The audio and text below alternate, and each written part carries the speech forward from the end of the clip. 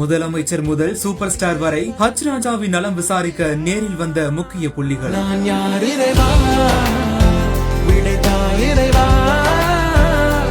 முதல்வர், துணை முதல்வர், நடிகர் ரஜினிகாந்த், எம்எல்ஏ வானதி சீனிவாசன் என அடுத்தடுத்த நாட்களில் வந்து நலம் விசாரித்த காட்சிகள்.